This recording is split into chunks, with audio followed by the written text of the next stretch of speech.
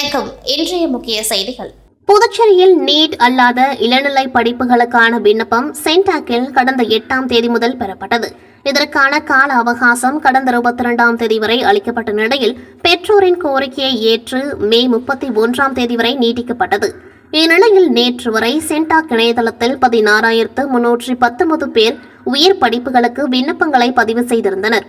இதில் நிறைவு செய்த விண்ணப்பங்களை 13,149 பேர் சென்டாக்கில் சமர்ப்பித்துள்ளனர். விண்ணப்பிக்க இன்றே கடைசி நாளாகும். எனவே எஞ்சியவர்கள் விண்ணப்பத்தை பூர்த்தி செய்து இன்று மாலைக்குள் சமர்ப்பிக்க அதிகாரிகள் அறிவுறுத்தியுள்ளனர். புதுச்சேரி அருகே உள்ள வெள்ளியூர் பகுதியை சேர்ந்தவர் நடராஜன். இவரை கைபேசியில் தொடர்பு கொண்ட மர்ம நபர் இணையதளம் வழியாக பாங்கோட் சந்தையில் முதலீடு செய்தால் அதிக லாபம் சம்பாதிக்கலாம் என கூறினாராம். இதை நம்பிய நடராஜன் ரூபாய் 2.40 லட்சத்தை முதலீடு செய்துள்ளார். இதில் லாபம் கிடைத்திருப்பதைப் போல கணக்கு காட்டப்பட்டதாம். ஆனால் அந்த பணத்தை நடராஜனால் பெற முடியவில்லை. இதுகுறித்து அவர் புதுச்சேரி இணையவழி குற்றப்பிரிவில் புகார் அளித்தார். புதுச்சேரி தட்டாஞ்சாவடி பகுதியை சேர்ந்தவர் ஸ்ரீனிவாஸ். இவரது கடன் அட்டையிலிருந்து ஸ்ரீனிவாசின் கவனத்திற்கு வராமலே மர்ம நபரால் ரூபாய் 18,000 எடுக்கப்பட்டதாம்.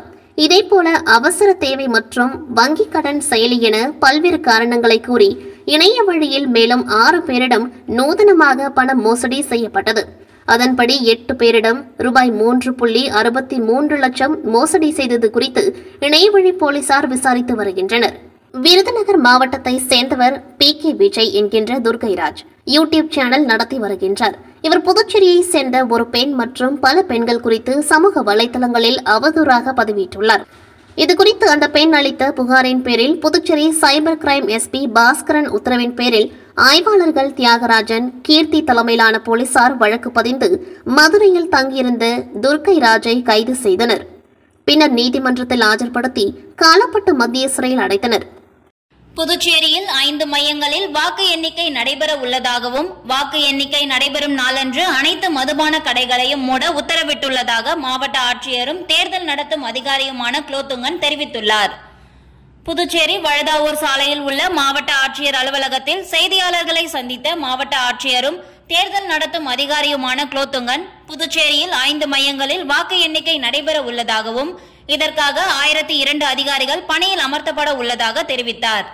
மேலும் அனைத்து வாக்கு எண்ணும் மையங்களிலும் 3 அடுக்கு பாதுகாப்பு போடப்பட்டுள்ளதாகவும் தெரிவித்த அவர் வாக்கு எண்ணிக்கை நாளான ஜூன் 4ஆம் தேதி அனைத்து வகை மதுபான கடைகளையும் மூட உத்தரவிடப்பட்டுள்ளதாகவும் காலை 8 மணிக்கு வாக்கு எண்ணிக்கை தொடங்கி மாலை 7 மணி வரை நடைபெறும் என்றார். வாக்கு எண்ணும் மையத்திற்குள் தேர்தல் ஆணையத்தால் வழங்கப்பட்ட அடையாள அட்டை உள்ளவர்கள் மட்டுமே அனுமதி வழங்கப்படும் என்றும் ஒவ்வொரு சட்டமன்ற தொகுதிகளிலும் பதிவான வாக்குகள் 3 சுற்றுகளாக வாக்கு எண்ணப்படும் என்றார். மேலும் வாக்கு எண்ணும் மையங்களை சுற்றி துணை ராணுவ படையினர் மற்றும் 800க்கும் மேற்பட்ட போலீசார் பாதுகாப்பு பணியில் ஈடுபட உள்ளார்கள் என்றும் குலோத்துங்கன் தெரிவித்தார். புதுச்சேரி தட்டாஞ்சாவடி பகுதியில் சைக்கிளில் வந்த மர்ம நபர் புல்லட்டை திருடி செல்லும் CCTV காட்சிகளை கொண்டு திருடிய மர்ம நபர் குறித்து தேடி வருகின்றனர். தமிழ்நாடு சேலம் மாவட்டத்தை சேர்ந்தவர் பாலகிருஷ்ணன். இவர் தனது நண்பருடன் தட்டாஞ்சாவடி மாரியம்மன் கோவில் வீதியில் வீடு எடுத்து தங்கி மருத்துவ மேற்படிப்பு படித்து வருகிறார். தினந்தோறும் கல்லூரிக்கு சென்றுவிட்டு இரவில் தனது தங்கியிருக்கும் அறை முன்பு தனது புல்லட்டை நிறுத்திவிட்டு செல்வதை வழக்கமாக கொண்டுள்ளார். இந்நிலையில் தட்டாஞ்சாவடி மாரியம்மன் கோவில் தெருவில் நிறுத்தி வைக்கப்பட்டிருந்த புல்லட்டை சைக்கிளில் நோட்டமிட்டு வந்து புல்லட்டின் மேல் அமர்ந்து லாவகமாக பூட்டை உடைத்து புல்லட்டின் ஒயர்களை இணைத்து புல்லட்டை ஸ்டார்ட் செய்து மர்ம நபர் ஒருவர் திருடி சென்றுள்ளார். இதுகுறித்தான CCTV காட்சிகளுடன் கோரிமேடு தன்வந்திரி காவல் நிலையத்தில் பாலகிருஷ்ணன் அளித்த புகாரின் அடிப்படையில் CCTV பதிவுகளை கொண்டு நள்ளிரவில் புல்லட்டை திருடிய திருடனை போலீசார் தேடி வருகின்றனர். புதுச்சேரி மாநிலம் காரைக்கால் அடுத்த நிரவி பகுதியில் 26ஆம் தேதி மாலை 13 வயது சிறுவன் கழுத்தை அறுத்து கொலை செய்து தப்பி சென்ற வழக்கில் 17 வயது சிறுவனின் செல்போன் எண்ணை வைத்து அவர் மயிலாடுதுறையில் உள்ளதை அறிந்து அங்கு சென்று 17 வயது சிறுவனை கைது செய்து காரைக்கால் சிறார்கள் நீதிமன்றத்தில் ஆஜர்படுத்தி புதுச்சேரி சிறார் சீர்திருத்த பள்ளிக்கு அனுப்பி வைக்கப்பட்டார்.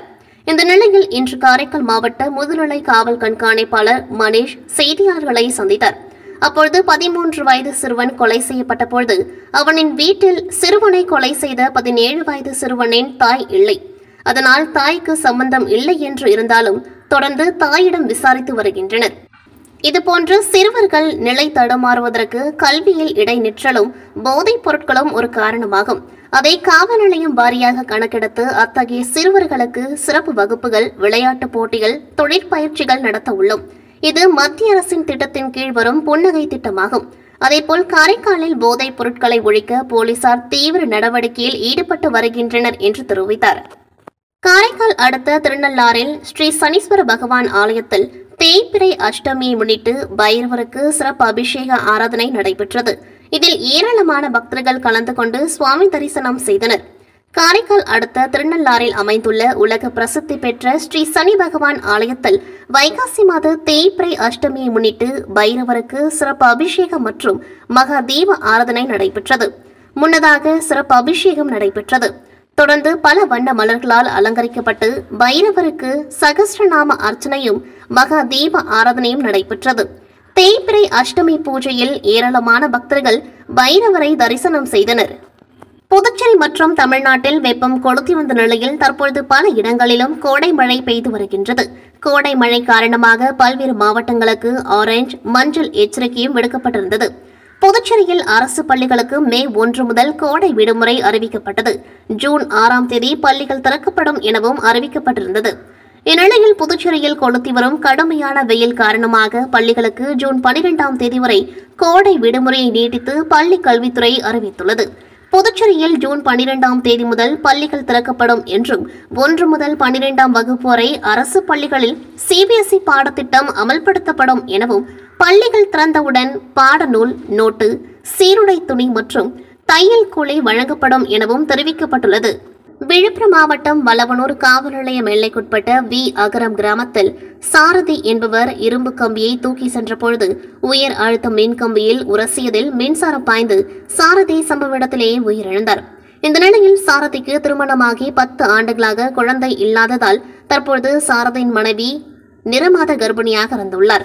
இந்நிலையில் சாரதி மின்சாரம் தாக்கி இறந்த நிலையில் அவரது இறுதிச் சடங்கில் சத்யபிரியாவிற்கு பிரசவ வலி ஏற்பட்டு ஆண் குழந்தை பிறந்துள்ளது. கணவன் இறுதி சடங்கில் மனைவிக்கு பிரசவ வலி ஏற்பட்டு குழந்தை பிறந்த இந்த சம்பவம் அகரம் கிராம மக்களிடையே பெரும் சோகத்தை ஏற்படுத்தியது. புதுச்சேரி மாநிலம் காரைக்காலில் உள்ள கிளை சிறைச்சாலையில் தண்டனை கைதிகளான பிரதேஷ், ஆறுமுகம் என்ற கைதிகளுக்கிடையே மோதல் ஏற்பட்டது. இதில் புதுச்சேரியை சேர்ந்த கைதி பிரதேஷ், காரைக்கால் பகுதியை சேர்ந்த ஆறுமுகம் ஆகியோருக்கிடையே சமையல் அறையில் பால் காய்ச்சும் பொழுது ஏற்பட்ட வாய் தகராறு முற்றி கைகலப்பாக மாறியது. அப்பொழுது சமையல் அறையில் இருந்த டம்ளரை கொண்டு பிரதேஷ் ஆறுமுகத்தை தாக்கியுள்ளார். இதில் ஆறுமுகம் பலத்த காயமடைந்து அரசு பொது மருத்துவமனையில் தீவிர சிகிச்சை பிரிவில் அனுமதிக்கப்பட்டு சிகிச்சை பெற்று வருகின்றார். இந்நிலையில் காரைக்கால் கிளை சிறை கண்காணிப்பாளர் கோபிநாத் புகாரின் பேரில் நகர காவல் நிலைய போலீசார் வழக்கு பதிவு செய்து விசாரணை நடத்தி வருகின்றனர். சிறைச்சாலையிலேயே கைதிகள் ஒருவருக்கொருவர் தாக்கிக் கொண்ட சம்பவத்தால் கைதிகளுக்கிடையே பெரும் அச்சத்தையும் காரைக்காலில் பரபரப்பையும் ஏற்படுத்தியுள்ளது. வில்லியனூர் கோகிலாம்பிகை சுவாமிக்கு வேளாண் துறை அமைச்சர் தேனி ஜெயக்குமார் தனது சொந்த செலவில் 4 கிலோ வெள்ளி கவச உடைகளை கோவில் நிர்வாகத்திடம் வழங்கினார். வில்லியனூர் பகுதியில் உள்ள பிரசித்தி பெற்ற கோகிலாம்பிகை உடனுறை திருக்காமேஸ்வரர் கோவில் உள்ளது. ஆண்டுதோறும் சித்திரை தேர் திருவிழா வெகு விமர்சையாக நடைபெறும். இந்நிலையில் இந்த ஆண்டு தேர் திருவிழா கடந்த வாரம் நடந்தது. திருவிழா நடைபெற்ற அனைத்து நாட்களிலும் கோகிலாம்பிகை மற்றும் திருக்காமேஸ்வரர் வீதி உலா நடந்தது. இதனிடையே கோகிலாம்பிகை அம்மனுக்கு சிறப்பு அலங்காரம் செய்யப்பட்டு தீபாராதனை நடந்தது. இந்த நிலையில் கோகிலாம்பிகை சுவாமிக்கு வேளாண் துறை அமைச்சர் தேனி ஜெயக்குமார் தனது சொந்த செலவில் 4 கிலோ வெள்ளி கவச உடைகளை கோவில் நிர்வாகத்திடம் வழங்கினார். இதனை கோவில் சிறப்பு அலுவலர் திருக்காமீஸ்வரன், சிவாச்சாரியார்கள் மற்றும் கோவில் நிர்வாகிகள் பெற்றுக் கொண்டனர். தமிழ்நாடு அரசு திட்ட ஒருங்கிணைப்பாளர்கள் நலச்சங்கம் ஊரக வளர்ச்சித்துறை முன்னாள் மக்கள் நலப்பணியாளர்கள் கூட்டம் தனியார் மண்டபத்தில் நடைபெற்றது. இக்கூட்டத்தில் தமிழக அரசை வலியுறுத்தி தீர்மானங்கள் நிறைவேற்றப்பட்டன.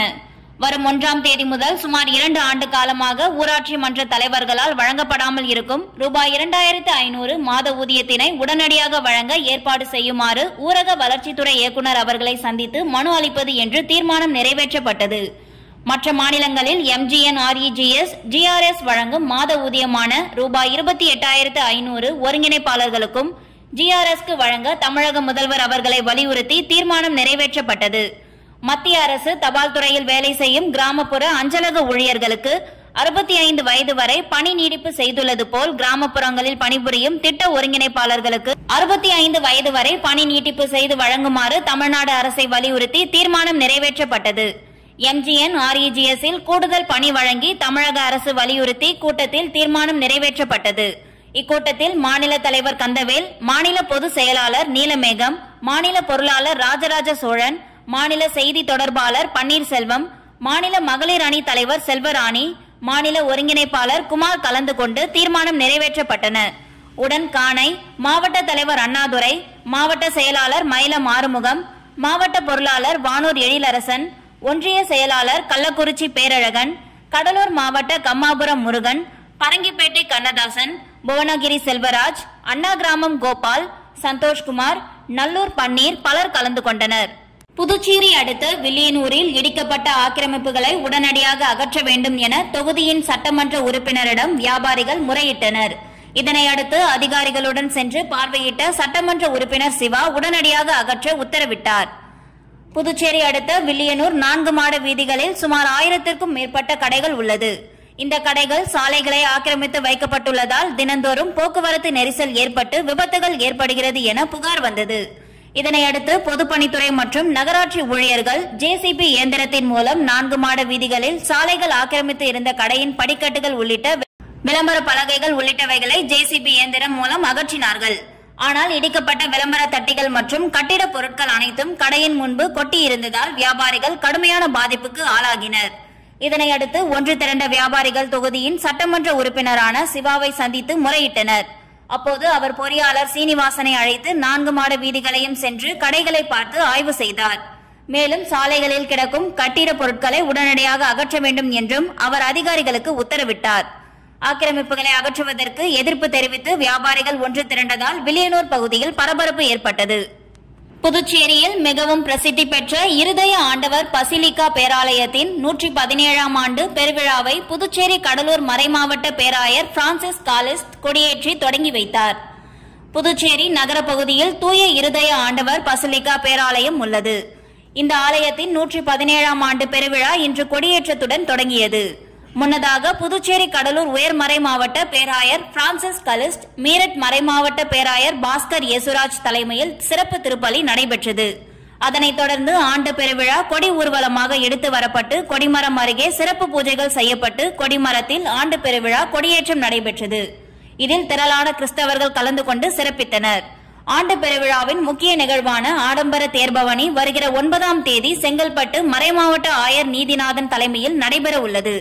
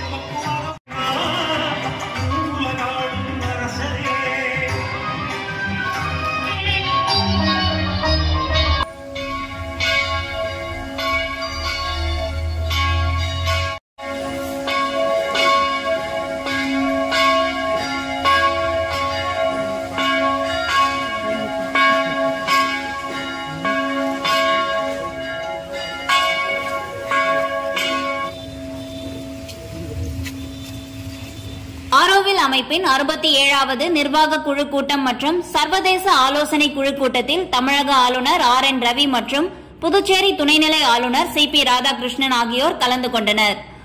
ஆரோவில் அமைப்பின் 67வது நிர்வாக குழு கூட்டம் மற்றும் சர்வதேச ஆலோசனை குழு கூட்டம் ஆரோவில் அலுவலகத்தில் இன்று நடைபெற்றது. தமிழக ஆளுநர் RN ரவி தலைமையில் நடைபெற்ற கூட்டத்தில் புதுச்சேரி துணைநிலை ஆளுநர் CP ராதாகிருஷ்ணன், ஆரோவில் நிர்வாக செயலாளர் அமைப்பின் செயலர் ஜெயந்தி ரவி உட்பட நிர்வாக குழு உறுப்பினர்கள் கலந்து கொண்டு ஆரோவில் வளர்ச்சி திட்டங்கள் குறித்து விவாதித்தனர். முன்னதாக ஆரோவில் வந்தடைந்த துணைநிலை ஆளுநரை ஆரோவில் செயலர், விழுப்புரம் மாவட்ட ஆட்சியர், காவல்துறை கண்காணிப்பாளர் மற்றும் நிர்வாக குழுவினர் வரவேற்றனர். புதுச்சேரியில் கோவிலின் பூட்டை உடைத்து அம்மன் கழுத்தில் இருந்த தங்க தாலி மற்றும் உண்டியலில் இருந்த பணத்தை திருடி சென்ற மர்ம நபர்களை போலீசார் தேடி வருகின்றனர். புதுச்சேரி நெல்லித்தோப்பு தொகுதிக்குட்பட்ட KC நகர் பகுதியில் ஸ்ரீ பவானி அம்மன் ஆலயம் உள்ளது. இவ்வாலயத்தை இன்று காலை பூஜை செய்ய கோவில் நிர்வாகி திறக்க வந்தபோது கோவிலின் பூட்டு உடைக்கப்பட்டு இருந்ததை கண்டு அதிர்ச்சி அடைந்த அவர் கோவிலின் உள்ளே சென்று பார்த்தபோது அம்மன் கழுத்தில் அணிவிக்கப்பட்டிருந்த 3 கிராம் தங்க தாலி மற்றும் உண்டியலை உடைத்து பணம் திருடப்பட்டது தெரியவந்தது. தொடர்ந்து திருட்டு சம்பவம் தொடர்பாக உருளையன்பேட்டை காவல் நிலையத்தில் புகார் அளித்துள்ள நிலையில் போலீசார் திருட்டில் ஈடுபட்ட மர்ம நபர்களை தேடி வருகின்றனர். புதுச்சேரி கல்வித்துறை சார்பில் நடைபெற்ற இலவச கோடைக்கால சிறப்பு பயிற்சி முகாமில் பங்கேற்ற மாணவ மாணவிகளுக்கு சான்றிதழ்கள் வழங்கப்பட்டன. புதுச்சேரி பள்ளி கல்வி இயக்கத்தின் ஜவஹர் சிறுவர் இல்லம் சார்பில் குழந்தைகளுக்கான கோடை கொண்டாட்ட சிறப்பு முகாம் கடந்த மே மாதம் 2ஆம் தேதி தொடங்கி 1 மாதமாக நடைபெற்றது. இங்கு பரதம், கிராமியம் நடனம், வாய்ப்பாட்டு, வயலின், வீணை, மிருதங்கம், ஓவியம், கைவினை, கிட்டார், கீபோர்ட், ட்ரம்ஸ், கையெழுத்து பயிற்சி, கேரம், செஸ், இறகுப்பந்து, டேபிள் டென்னிஸ் போன்ற விளையாட்டுகள் மற்றும் டேக்வாண்டோ தற்காப்பு கலை ஆகியவை கற்றுக் கொடுக்கப்பட்டன. 5 மையங்களில் நடைபெற்ற சிறப்பு கோடைக்கால பயிற்சி முகாமில் அரசு மற்றும் தனியார் பள்ளிகளை சார்ந்த 1600க்கும் மேற்பட்ட 6 வயது முதல் 16 வயதுள்ள குழந்தைகள் பங்கேற்று பயனடைந்தனர்.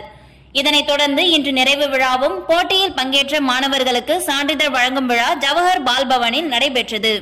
ஜவஹர் பால்பவன் தலைமை ஆசிரியர் மணிவேல் தலைமையில் நடைபெற்ற விழாவில் சிறப்பு விருந்தினராக பள்ளி கல்வித்துறை துணை இயக்குநர் முனுசாமி கலந்து கொண்டு மாணவர்களை ஊக்குவித்து சான்றிதழ்களை வழங்கி பாராட்டினார்.